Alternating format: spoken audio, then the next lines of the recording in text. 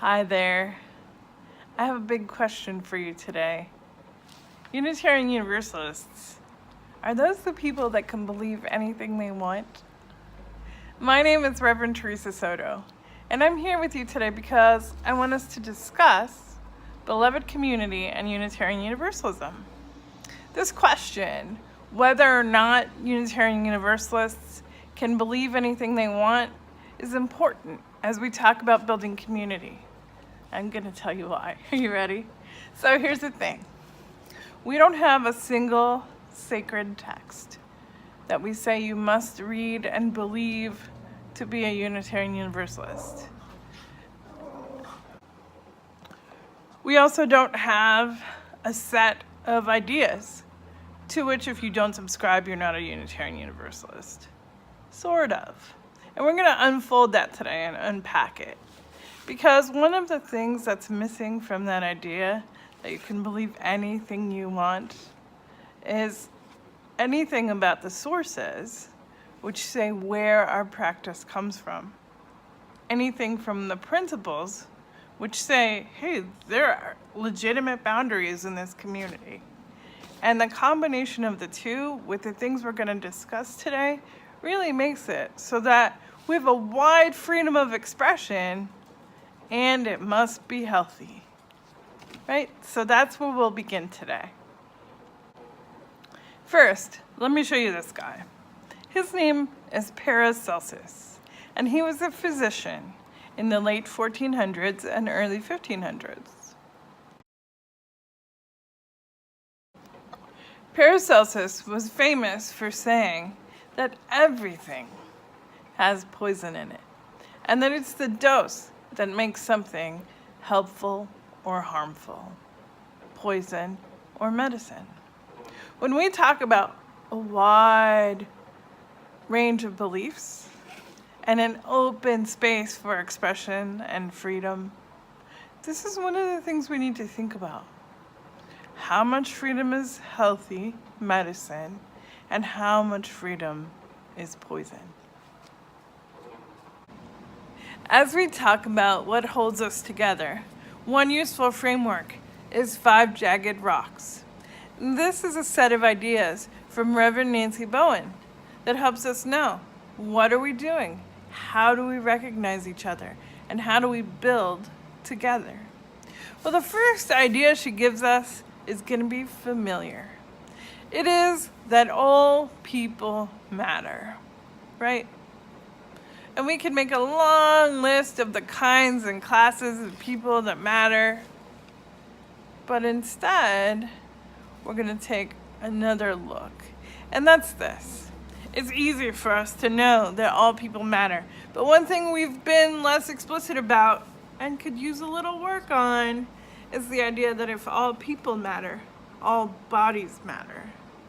So as we affirm the somebodyness of people in community, their bodies, the place where they're living, is really important. That means when we have snacks for things that happen after work, we're respecting that body. When we have childcare and support families and working parents for events, that's supporting that body. When we include people by access to materials, to buildings, to bathrooms, that's affirming that body. And these are practices that we can continue. Why? Well, because to build, we have to say yes, right? Yes is what we're saying to each other and to the world. The world is waiting for your yes, and that's one way to give it. The last bit about all people mattering is that experiences matter. Now look, I'm not saying that that means that someone who has a different experience than you is smarter than you or better than you or gets to make a final decision and you don't. That's not the thing. It's not about competing. But it is about that yes, about receiving each other. And also, one way that you affirm someone's somebodyness is by having room to listen and believe their experience. Does that make sense? It's hard to listen sometimes because we have words and thoughts and feelings bubbling up in ourselves. But sometimes, one of the things I do is listen as though there is nothing else that is more important. Sometimes it's true, and sometimes it really just helps me focus. Because for the person who's offering words or ideas or feelings or thoughts, it is that important, right? And I don't want to miss it. So as we make space for more people, we need to practice making space for their experiences. And when someone has an experience that's very different from yours and you can't imagine it, that is an urgent call to listen, to say, oh, what was that like? Oh, tell me more. Oh, thank you for sharing. I'd like to know whatever you'd like me to know. Right? You can do that. But I know you've done it before, probably. I'm just reminding you that as part of building community, not just the talking, but also the listening really matter. Can you believe anything you want? Well, you can already tell that you have a fair amount of important things on your plate related to making space for people, for allowing people to matter. And in confronting this question, Jenica Hockett Davis offers us that courageous love can change the world. Interestingly, what that means, what courageous love is going to vary from person to person. For these thoughts, I would like you to hear from Reverend Ranwa Hamami. And I'm going to show you Ranwa right now.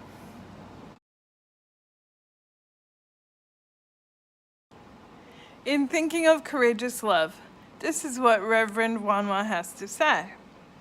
Our faith tradition was born out of the efforts of activists, people who committed their lives to bringing about social, political, and spiritual transformation. We often see activism as protests in the streets, meetings with local legislators, phone banking with community organizers, legal challenges to discriminatory laws. It is also the creation of music and art that share truths that cannot be captured by words. Activism is the use of liberationist pedagogies that empower students to co-create an anti-oppressive curriculum.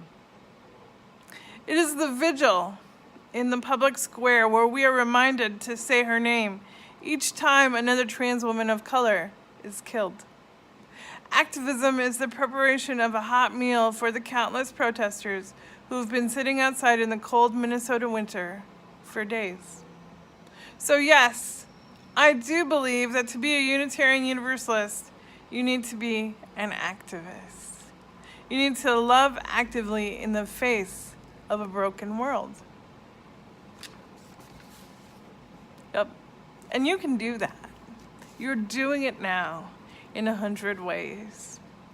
Giving to the people around you, affirming their personhood, dreaming of a new future. That's part of what keeps us together. Even though we don't say, you have to believe a specific thing, or memorize a specific line, or do a specific act. We're kept together by our intention to love the world and each other. Unitarian Universalism, in addition to offering us people with whom and for whom we can show active love, also offers support for struggling and dealing with life's hardest questions. One of these is what happens to people when they die. And in lots of religions, the setup is you live a life here on earth, it's sort of crummy, maybe has some bright spots, then you die, and everything is beautiful in heaven. In Unitarian Universalism, that's not the narrative, right? That's not the story we tell each other or the goal. Instead, I'm going to offer one way that community can bring us to the spot where we're dealing with that important question. What is now and what is later? Ashley Thuring offers that in order for community to be healing, one thing it must do is denounce oppression.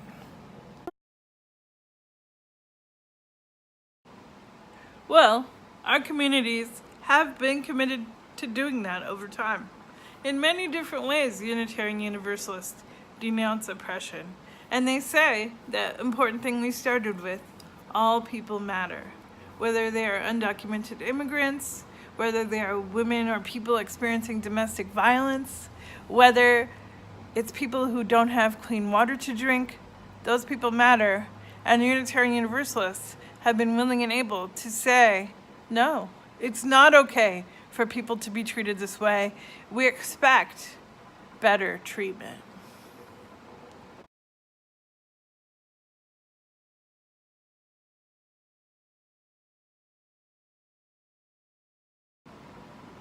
Unitarian Universalists are indeed accustomed to denouncing oppression. But there's more. That's only part of the healing process. The rest of it is this. We must, Thuring says, announce hopeful futures. And that's a really exciting part. Part of our job in beloved community is to say what our hope is for, what we're building, who can help, and how they can help.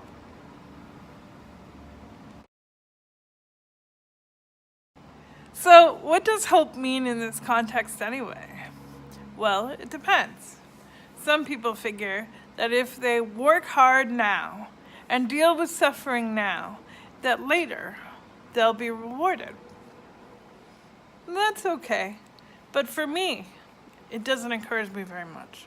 Usually, what encourages me is that if I do one right thing, and the next right thing, and the right thing after that, what will happen is a collection of right things that add up to a different future than we would have had before, that add up to justice, that add up to safety, that add up to community together and healthy and growing.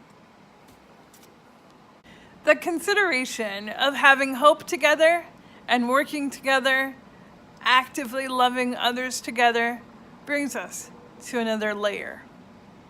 In fact, in many communities, power is a distinguishing factor for people, and not just participation together. Power is used over people to require their compliance. But if we have hope together for a different future, one of the things that asks of us is to figure out how to live together as human relations. Even though we're different from each other, even though we look different and talk different, and some people like mayonnaise and some people don't, right? All those differences come to community, and we still have the opportunity to see each other and to treat each other as kin.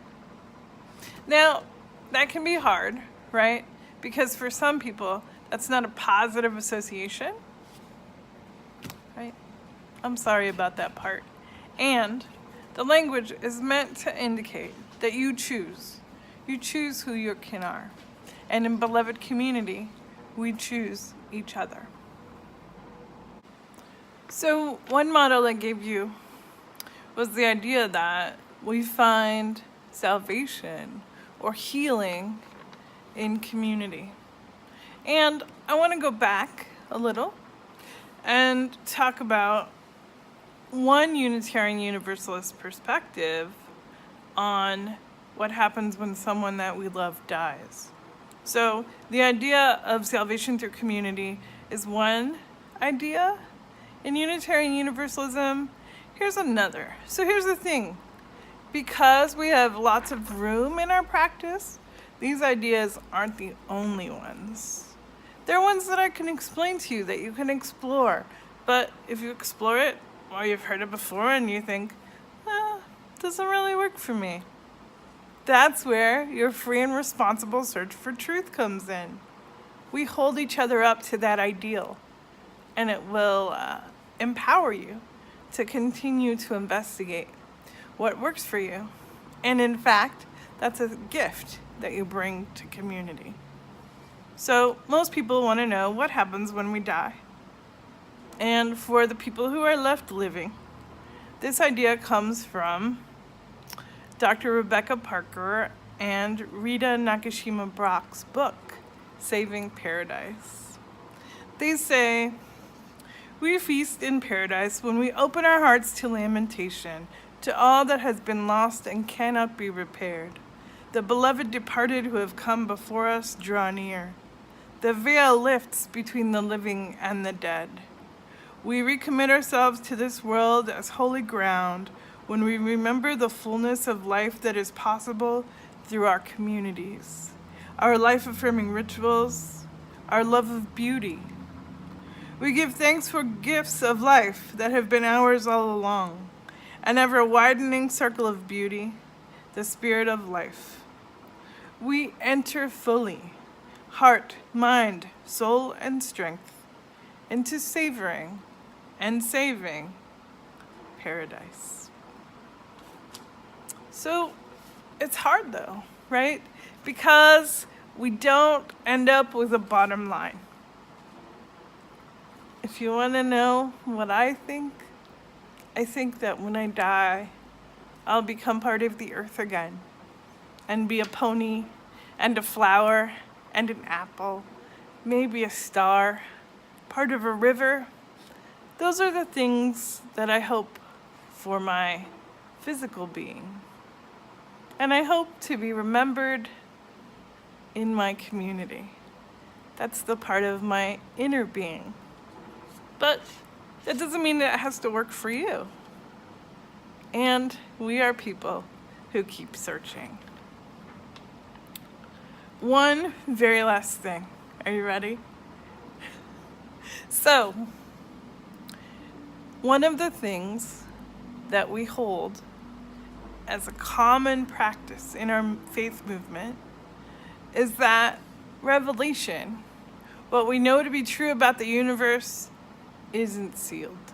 That means it's not closed, it's not ended, there's not a last line of the story, because we are writing the story. You know that humans' experience of the universe has changed over time. People used to think the world was flat. And we've seen it with our own reflections.